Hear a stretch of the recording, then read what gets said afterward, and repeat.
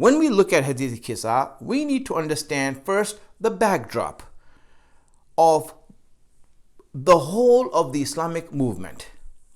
Rasulullah brought Islam by Allah's design. Islam came as a revolution, revolutionized the society. There are always dangers and perils and hazards that exist that are ready to bring down the revolution. One of the dangers that exist for any revolution is the deviation from its true leadership. Formation of new ideas. The second one, rumors and speculations. False rumors, speculations that poison the environment. Fourth, power struggle. In any movement, you see there is always going to be some sort of power struggle. Family feud. Number 6, foreign interference. Number 7, when a movement fails, when people start to forget the founders. Number 8, civil war. All of these 8 reasons I mentioned are reasons or dangers that exist in any revolution that happens in the world. So both Allah and the Messenger are working to make sure that the movement does not go off its tracks. What was the plan? To appoint leader.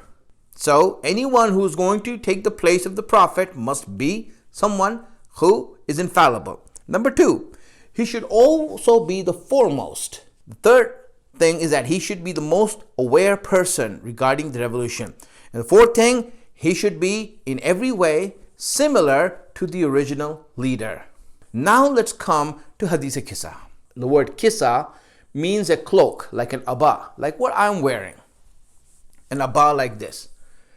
Now, the Prophet had this cloak that was from a place nearby Khaybar, and this cloak was black in color. In one version of the hadith, to the setup of the hadith, he asked Salama, his wife, to go and call Fatimah and Ali and Hassan and Husayn right away.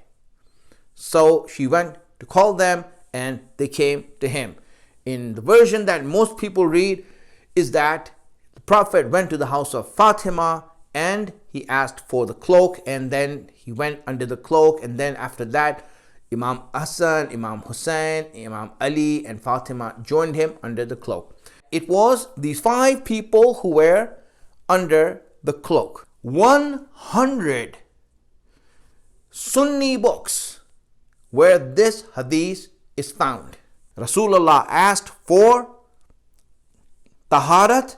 Allah gave ayat-e-tathir and announced it to the world. In Surah al-Ahzab, it came down. And it came down, this ayat came down between many verses that Allah was speaking to the wives of the Prophet. And everywhere he was speaking to the wives of the Prophet, he was using the feminine pronoun all the time. And then this verse comes right in the middle where he used the masculine pronoun to denote that this is a mixed people. And so there, one idea of that was that this ayat is different than the rest of the ayat. The setting of ayat-e-tathir is where the actual message is. What the Prophet is doing and what Allah is doing through the Prophet is that he's creating a distinction. He's creating a difference, a contrast between these 5 and the rest. Why? Because the future of Islam depends on it.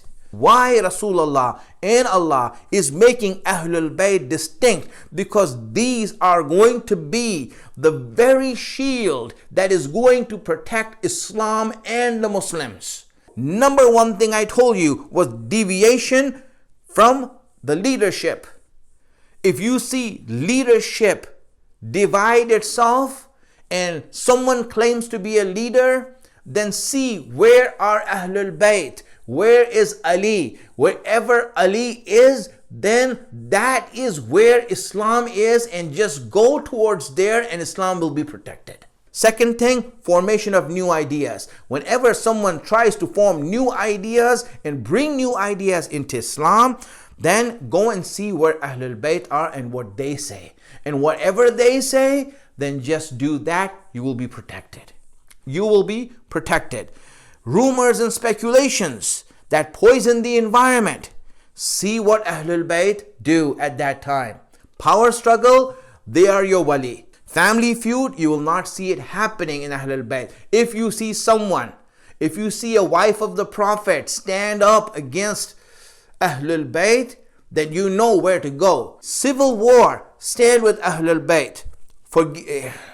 Forgetting the founders, the minute you leave Ahlul Bayt is the minute you will be destroyed. Hadith-e-Kisa came down to denote the leadership of Islam and to maintain that the protection and the shield that Allah has made for Islam are in these 5 people. Bismillahir Rahmanir